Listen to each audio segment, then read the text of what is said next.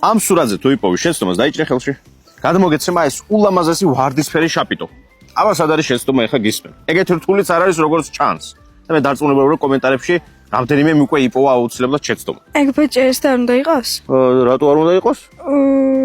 რა ვიცი არის პარკია და პიკნიკი აქვს მოწყობილი წყვილს.